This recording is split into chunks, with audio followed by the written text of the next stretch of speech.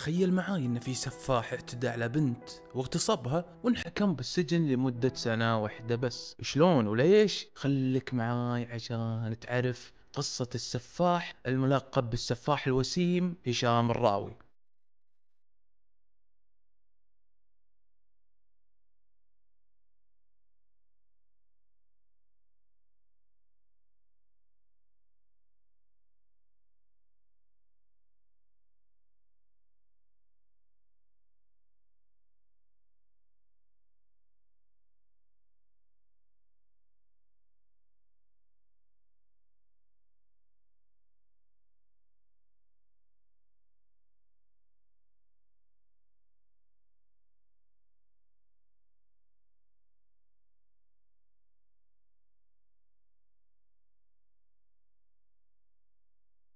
السلام عليكم ورحمة الله وبركاته، الله يعطيكم العافية يا شباب، شلونكم؟ شو اخباركم؟ رجعت لكم مقطع جديد، واليوم عندنا قصة يا اخوان، وخلونا نبدأ. انولد هشام الراوي سنة 1976 في مدينة سطت بالمغرب، بعد ما ابوه طلق امه وهي حامل فيه، خلت بحالة اكتئاب وازمة نفسية. هشام الراوي ما حس ابدا باي حب ابوي، بل ما كان يعرف شنو يعني حب الاب وحنان الاب. هشام كان عنده اخ واخت لحقوا على ابوهم قبل لا ينفصل عن امهم ويمشي ويخليهم. بما ان هشام ما لحق على ابوه، ترى هذا مو عذر، ياما ناس ما لحقوا لا على اب ولا على ام ولا حتى على يمكن عم او خال او اللي هو، وموجودين بمجتمعنا حاليا ومن احسن الناس. المهم ان ام هشام ما كان عندها سكن، فاضطرت انها تنتقل وتعيش عند ابوها، فانتقلت هي ويا عيالها وراحوا عند جدهم اللي كان يشتغل حارس مدرسة ومصروفه يعني يدوب على قد حاله، وجدهم هو اللي كان يصرف عليهم بطبيعة الحال بغياب ابوهم اللي ما فكر حتى انه يزورهم. هشام كان يدرس بمدرسة التوحيد الابتدائية ووصل الين الصف الخامس، وللأسف ما كمل دراسة وطلع. طلعته من المدرسة ما كانت بإيده، طلعته من المدرسة كانت بسبب قلة المادة. يعني مثلا ما كان عندهم فلوس، وجدهم مثل ما قلت لكم كان يدوب يصرف على نفسه المسكين يعني، فاضطر هشام انه يطلع من المدرسة ويروح يحاول يتعلم حرفات ويشتغل. كانت واصلة معاهم لدرجة انه ما عندهم فلوس حتى حق اغراض المدرسة والملابس. والحين ننتقل معاكم للحرفات اللي تعلمها هشام. الحرفة الاولى كانت انه يصلح الدراجات والقواري، وبعدها يشتغل ميكانيكي، وبعدها يشتغل لحام، وبعدها واخر وظيفة قعد فيها 5 سنين اللي هي كانت المطالة، يطلي ذهب ويطلي بعض المجوهرات ويبيع فيهم. ويا اخوان انا ما عندي لدغة بحرف الراء، ترى اقوله عدل، بس احيانا مع التسجيل المايك هذا ياكل بعض الاحرف، فباذن الله اني قريب بجيب مايك احسن من هذا، واللي عنده خبرة يكتب لي بالتعليقات شنو المايك اللي احسن من هذا. انا حاط 2 ببالي، بس واحد سعره يمكن $500 يعني يعني ما اجيبه الحين هذا، خل القناة شوي. صح ولا لا؟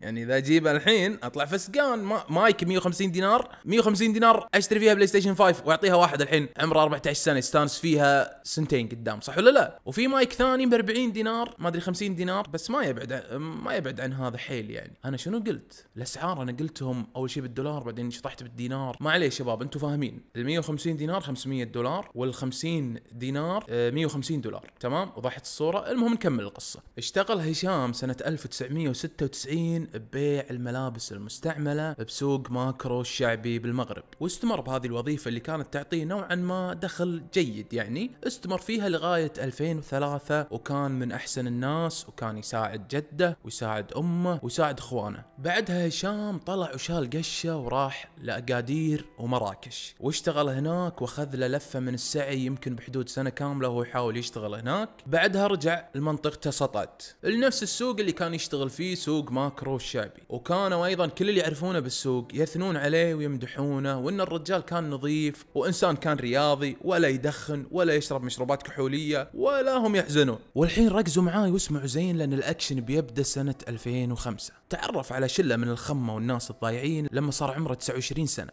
بدا هشام بالمشروبات الكحوليه، بدا يلخها، بدا يشرب، بدا ينتقل الى عالم ثاني. كانت شربه ولا شربتين كافيه ان هشام يروح العالم ثاني. وكان أول ما يشرب يبدأ يجسر ويروح يتحرش بالبنات. بعدها هشام صار مدمن للخمر وبدأ يفلس وبدأ يخسر تجارته ووقف رياضة، والولد كان رياضي وكان يلعب ملاكمة، والله رازقه بطول وعرض، وحسب كلام الناس كان الملقب بالسفاح الوسيم. أنا صراحة برأيي ماني شايف إنه وسيم، بحط لكم صورته وانتو اعطوني رايكم هل هو وسيم ولا مو وسيم، او يمكن معايير الوسامة كانت تختلف وقتها. وبيوم الثلاثاء 13 فبراير 2007 بسطت بالمغرب كان الجو ضبابي وهادي، وما كان فيه بقسم الشرطة إلا الشرطة قاعد يأدون شغلهم ويقومون بمهامهم. وفجأة بغرفة الاتصالات رن التليفون إلا والمتصل يبلغ بخبر سيء جدا: العثور على جثة بنت بالقرب من سوق ماكرو الشعبي. كانت الضحية منزوعة الملابس وبحالة تحلل متقدم. البنت هذه هي فاطمة زهراء حجاج من مواليد 1984، موظفة شركة اتصالات، عمرها 20 سنة. كانت مفقودة من 11 يوم، وبحسب كلام أهلها أنها بيوم من الأيام طلعت تبي تدور شاحن حق تليفونها، ومن هذاك اليوم وهي ما رجعت. وبسبب تحلل الجثة المتقدم ما كان في أي دليل، اللي يعرفونه فقط ومتأكدين منه أنها تم اغتصابها قبل لا تموت، ومن الواضح أنها ماتت مخنوقة بس، ما في آثار لأي شيء ثاني. وقبل شهر من اكتشاف جثة فاطمة حجاج، وبالضبط يوم الثلاثاء 16 يناير 2007، وصلت طالبة بمعهد تدريب الممرضات كانت بحالة مزرية والدموع بعيونها 4-4، وبلغت هالطالبة انها تعرضت للاغتصاب من قبل شاب وسيم. هذه هي الجريمة اللي انحكم فيها هشام لمدة 1 سنة بس، والجريمة هذه صارت جريمة رأي عام بالمغرب بسبب ان شلون انتو تعطون مغتصب بحكم لمدة 1 سنة بس. يعني صراحة بديهيا يعني من امن العقوبة اساء الادب.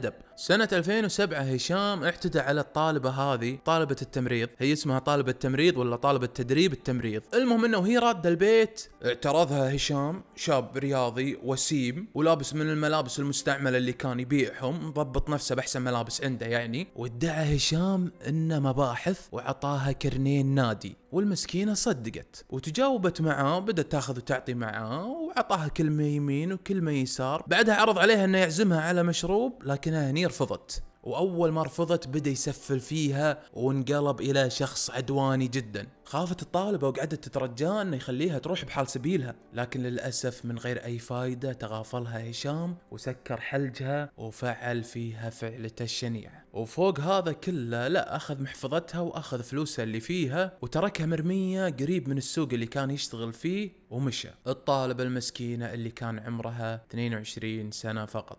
راحت البنت للشرطة وقدمت شكوى عند الشرطة الجنائية بمنطقة سطل. مرت 3 أسابيع من غير لا يصيدونه. هذا الشيء ما كان نقص بالكفاءة أو تقصير منهم، بل كان فقط قاعدين يجمعون أدلة كافية بالموضوع، يعني كان مسألة وقت مو أكثر. وسبحان الله بيوم من الأيام الممرضة صادفت هشام بالسوق، قاعد يشتغل بالسوق، يعني بسوي مصيبة ورايح السوق يشتغل، وبلغت الشرطة المسؤولين عن قضيتها، وعلى طول تجاوبوا معاها وراحوا معاها للسوق والغوا القبض عليه. وخلال محاكمته هشام وكل محامي وقدروا انهم يتحايلون على القانون بحجة ان الموضوع كان فيه جزء من التراضي، وانحكم على هشام للسجن لمدة 1 سنة بس. وبيوم الاربعاء 13 فبراير 2008 لقوا جثة بنت جنب محطة البنزين لطريق الدار البيضاء. وبعد ما طلعوا 2 من عناصر الشرطة للمكان وبوسط مجموعة من الاشجار الشائكة تم العثور على جثة نزهة منصر من مواليد 1986. كانت المسكينة محذوفة بشكل يكسر الخاطر. نزهة منصر خريجة إدارة أعمال، كانت للأسف أطرافها السفلية عارية وآثار السائل المنوي عليها، وكان في آثار دم، وما يحتاج إني أكمل، أعتقد إنكم فاهميني. وبعدها تم إبلاغ أهلها عشان يتأكدون إنها بنتهم، وتعرفوا عليها وتم رفع البصمات والسائل المنوي للمختبر. صرح أبو نزهة إن بيوم فقدان البنت كانت طالعة من البيت الساعة 4 العصر ورايحة للبريد عشان تشوف رسائل الرد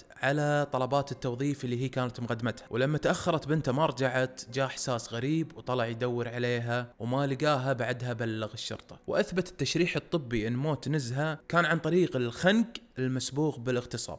بدت الشرطة بالاستنفار، خصوصا ان مقتل نزهة كان مشابه تماما حق مقتل فاطمة حجاج، وعشان يعرفون منه استهدفوا المجرمين اللي انسجنوا بتهمة الاغتصاب. ومن بينهم كان هشام الراوي. استدعوا يمكن 50 سجين عشان يفحصون لعابهم، واول ما فحصوهم وما كانت عندهم ادله كافيه خلوهم يمشون لين ما يتاكدون ويردونهم مره ثانيه. وكان المحقق وقتها يعتقد انه قاعد يتعامل مع قضيه قاتل متسلسل، وتاكدت فرضيته يوم 11 مارس. تم اكتشاف جثه نوال الثعلبي 22 سنه، طالبه المعهد المتخصص للتكنولوجيا التطبيقيه. قبل اكتشاف الجثه ب3 ايام تاريخ 9 مارس كانت نوال مع اختها اللي تسكن ببيت عمتها، وكانوا رادين للبيت بالطريق. اول ما وصلت نوال واختها لبيت اختها اللي تسكن مع عمتها، طلبت اختها من نوال انها تروح مع تاكسي، لكن نوال قالت انا برجع مشي، هذا البيت قريب. وبعد فتره بسيطه اتصلت فيها اختها مره ثانيه عشان تطمن عليها، وردت عليها نوال لكن صوتها ما كان طبيعي، مثل اللي كان في شيء ضاغط عليها او يهددها من وراء التليفون. لكن اختها استغربت لكن ما فهمت. سالتها اختها ها وصلتي؟ قالت لها قربت، سكرت التليفون. وبعد دقيقتين ردت اختها اتصلت فيها مره ثانيه ولا التليفون مغلق. بلغت اخت نوال ابوهم اللي كان بمنطقه ثانيه بعيده عن سطت، ركب الباص على طول ليل يوم الاثنين، وصبح الثلاثاء وصل سطت، وعلى طول بدا يدور على بنته ويدور على بنته لين ما لقاها بارض فاضيه محذوفه ومنزوع عنها ملابسها. بلغ الشرطه وجو على طول وخذوا البصمات وخذوا الجثه للتشريح الطبي، وايضا لاحظوا عليها القتل المسبوق بالاغتصاب.